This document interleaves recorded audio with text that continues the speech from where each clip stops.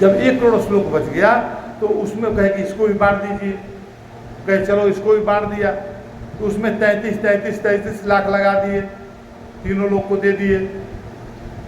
1 लाख बच गया, बोले कि इसको भी बांट दीजिए, उसको भी बातें 1000 हो गया, सैकड़ा हो गया, 100 श्लोक बच गया, फिर भी कहे कि नहीं इसको भी बांट दीजिए हम लोग तीनों लोग, तो उसको बांटने पर जो है फिर 1 बच गया, 1 बच गया, 1 श्लोक बच गया, मैंने बच गया 33 श्लोक बांट दिए, 1 श्लोक बच गया। वो 1 श्लोक जो बचा उसको जो है बाबा महादेव जी उसको वर्णित किए हैं। तो कौन सा श्लोक था वो 1 श्लोक, उसको थोड़ा ध्यान दीजिए। 1 श्लोक था राम रामेति रमे रामे मनोरमे सहस्रनाम ततुल्य नाराम नाम वरानने। इस 16 शब्दों से बना। अब ये कहने लगे, 1 श्लोक को बोले कि इसको भी बांट दो, तो बाबा महादेव जी का हाथ त्रिशूल की तरफ गया, कहा गया बहुत हद कर दिए तुम लोग, और सब बात नहीं कहने कहे कि भाई हद कर दिए, मतलब त्रिशूल के बाद मतलब जो है कहे कि इसमें भी तुम क्या बंटवारा करें। तो उसमें जो है 2 शब्द बना, जो 2 शब्द बचा था वो 2 शब्द राम बना। तो राम नाम जो है 2 अक्षर का, वो अपने आप में पूर्ण है,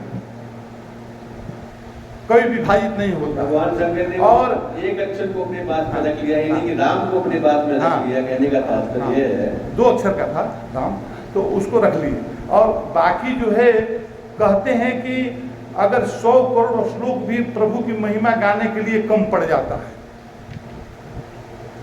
सृष्टि में। और कहते हैं कि 7 समद की मसी करो, लेखन सब बन राय, धरती सब का गद करो, हरि गुण लिखा न जाए। लेकिन इतना महान प्रभु की गुणगान है, तो इसको बोलते हैं कि 100 करोड़ तो कम है, और 2 अक्षर भी राम नाम भी जो है सफिशिएंट है इस रामायण ग्रंथ को रचना करने के लिए। तो बोलते हैं कि ये रामायण की महिमा है, तो इसको रचना करने के लिए 100 करोड़ की बात आ गई। अब बोलते हैं कि वाल्मीकि जी को फिर आदेश हुआ, नारद भगवान आदेश दिए, फिर जो है वाल्मीकि जी ने जो रामायण लिखा है वो 24,000 श्लोक का रामायण है।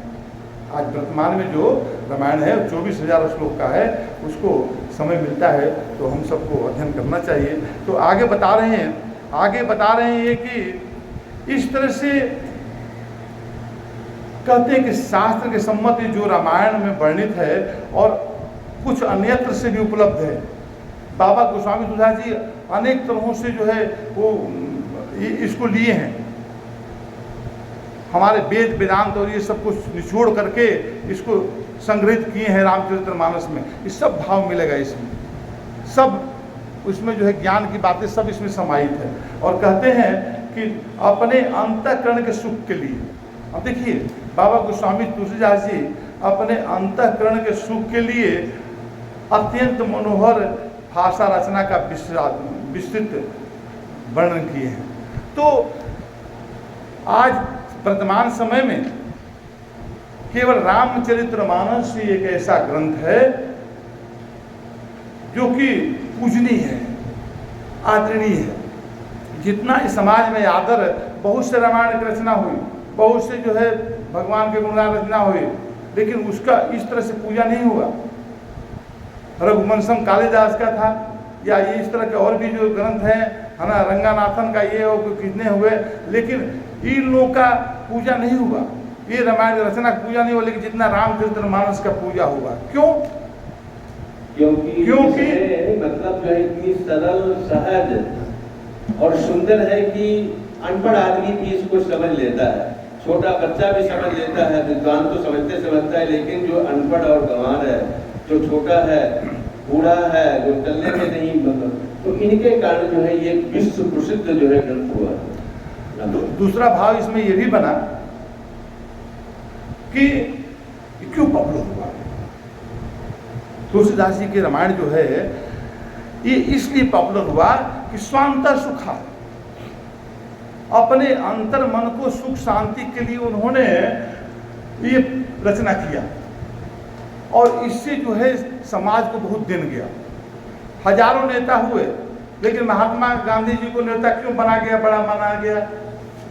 महात्मा नाम दे दिया गया, नेता होने के बावजूद भी कोई नेता को महात्मा नहीं माना गया, लेकिन माना गया इसलिए कि वो जो उनके अंदर जो अपना सुख की लालसा नहीं थी, संकीर्णता में नहीं थे, वो विशालता में चले गए। उसी तरह से तुलसीदास जी जो थे वो स्वांतः सुखाय माने अपने सुख के लिए, दूसरे के लिए नहीं, दूसरे को सुख उसमें समाहित करते हैं। हम सुखी होंगे सारा जगत सुखी होगा, सारे जगत के कल्याण उसमें छिपा हुआ था।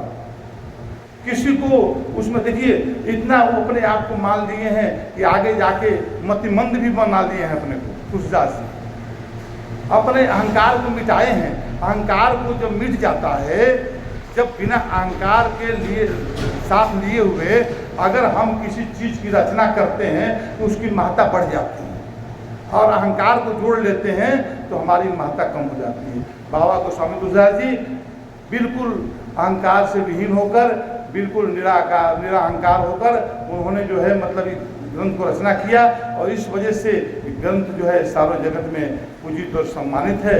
और इसको हम सब अब अगले संडे मतलब रविवार से हम सब इसको ध्यान दें।